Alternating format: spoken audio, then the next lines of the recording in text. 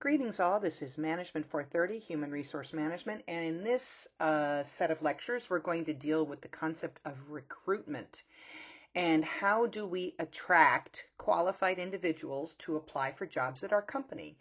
Recruiting is a lot like marketing, right? You're trying to package your company, you're trying to advertise it to people, you're trying to attract people to purchase, if you will, what you have to offer.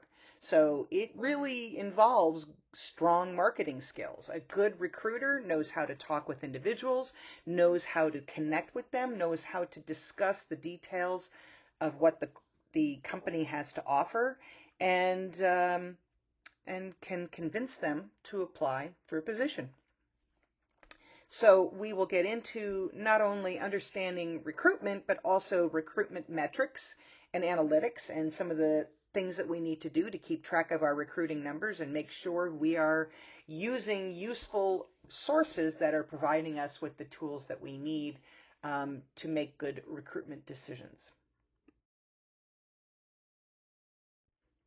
Recruitment, as I said, is about identifying and then attracting qualified individuals for your organization. And notice I said qualified. We do not want to attract people who are unqualified. That doesn't mean unqualified people aren't going to apply, but our goal is to minimize that with really clear expectations. And then when you screen those individuals who apply, you make sure you hold them up to the screening criteria. And if they don't meet the minimum criteria, which you have determined is necessary for someone to be able to do the job, then they should not move forward in the recruitment process. So recruitment is an important tool that actually begins when you're sending out your job announcement to people. And then we want to be clear in our expectations so that we can screen out those who are not qualified to do the job. We want many candidates, as many candidates as we can get, and we also want good quality candidates. So it's about a quantity and quality mixture. So we want as many qualified people as we can attract. Now, there are sometimes recruitment tools that we can use that may minimize the number of people that apply, simply because the job is difficult, the job may be challenging, and in being realistic about those expectations, it can often result in fewer candidates that apply. But what we know from the research is for those jobs where we have to be incredibly realistic about what the expectations are, we do find that if they apply and take the job, they are more likely to stay long term with the company. So we know that our research supports that aspect of it. But overall, our goal is to get as many qualified applicants from our recruitment process as possible. And recognize, excuse me, as I said, that recruitment is about basic marketing. And not only are you trying to share with people who you are and screen through people who apply, they're also checking you out. It's a two-way street. So good marketing gives us the ability to attract good people, and being realistic and truthful in the information we have is also about making sure that we are being transparent with our applicants so they know what to expect. Vice versa, we also have to recognize that just because someone is qualified for the job doesn't mean they'll necessarily apply or even accept a job offer if they take it, if you have perhaps treated them incorrectly or inappropriately, or didn't respect their time and efforts, or are not paying them qualified wages. So they're checking you out as much as you are checking them out. And this is the process where we're screening each other to determine whether or not this is a worthwhile a relationship to develop. Recruitment matters because the better job we do attracting qualified individuals to apply for the company, the better job we'll do with selection, and then the better performer they will be in the long run. What we're looking for when we are recruiting is somebody who can perform the job, for sure. They have to have the minimum skills to do that. But we want people to be innovative, and we want people to be able to mix in and be an important part of our culture.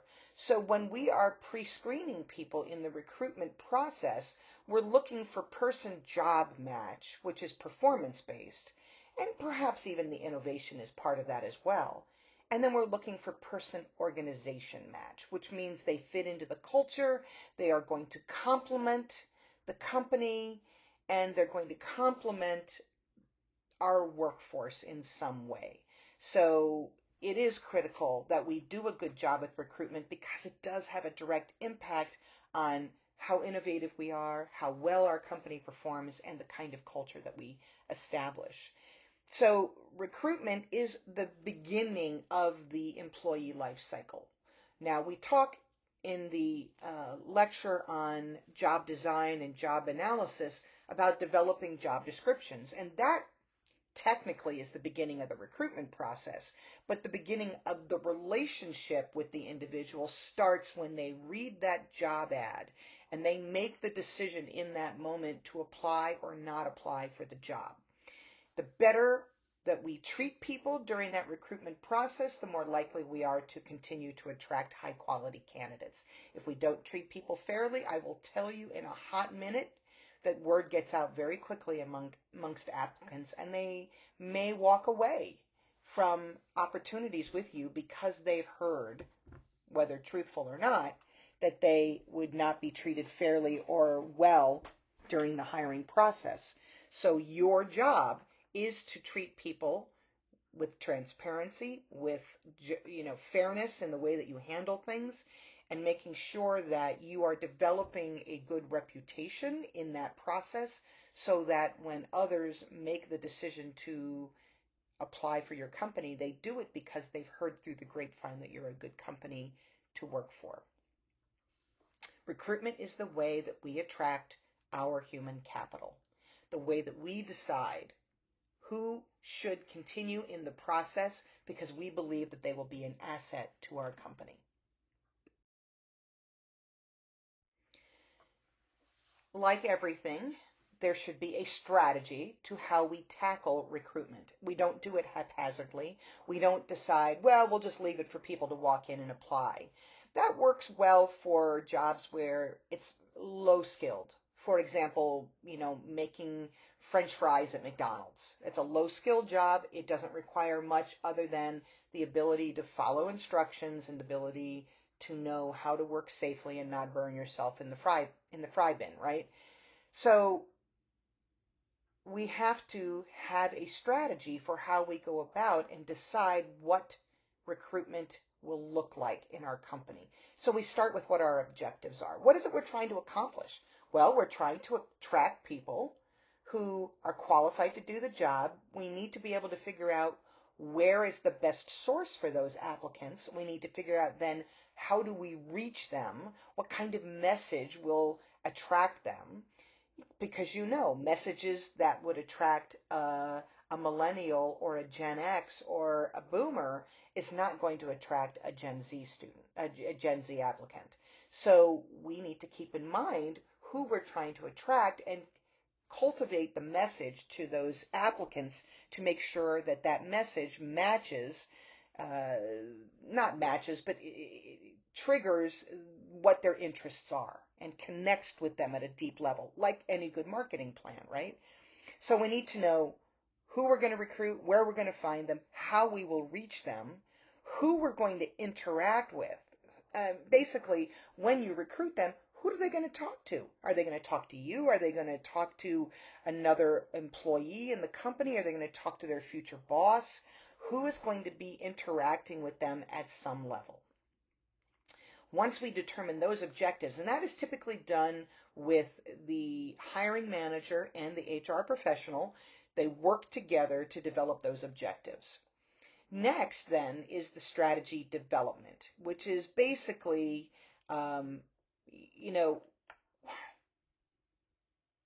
implementing all of those things. What do we need, and where are we going to place them, right?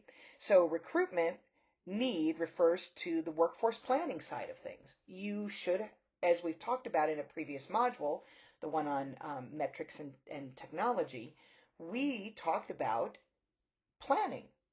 We know that we need to have a plan to address gaps in our employment needs. So how are we going to fill those gaps? Are we going to hire people for fit and then just train them later?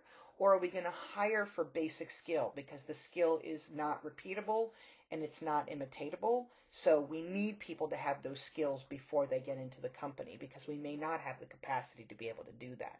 So getting our objectives in place, what is it that we want to accomplish? What are the goals? Then the development of where do we find them? How do we get there? How do we get the message out to them and all that sort of stuff? And then ultimately, we have to figure out what the specifics about the company and the job we want to communicate in that advertisement. And then choose where the outlet will be. So basically, we develop the strategy and then we implement it. That's what that last stage is. It's like, okay, we've come up with the plan. Now we have to do it.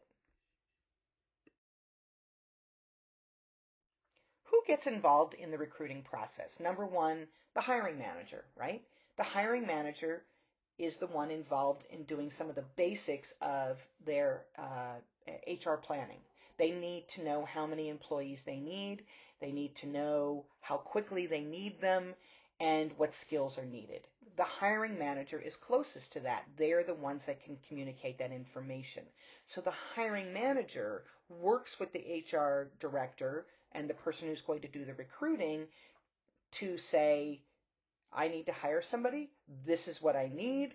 This is the expectations. This is when I need them by. This is how many people I need to fill the gap. So the hiring manager is important. So if you are not going into HR, but you're going to be a manager in a company, this is an important skill for you to have. You have to know what you need, when you need it by, and how much of it that you need in order to be able to meet your staffing needs. The goal then of recruiting is to attract the largest pool of applicants that we can. And I mean not just a pool of random applicants, but qualified applicants. Because you don't want to waste your time screening applicants who are not qualified to do a job. You need to be abundantly clear what you need in terms of the skills. And when you do your screening, it has to be matched against those minimum expectations. A good recruiter then needs to be good at communicating. They need to be enthusiastic.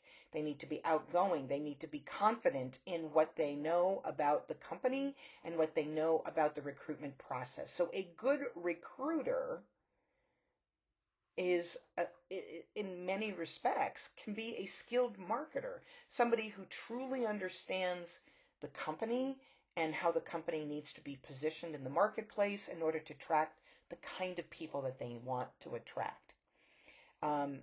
And their effectiveness really comes down to how well they are able to identify and then attract the right people to the company.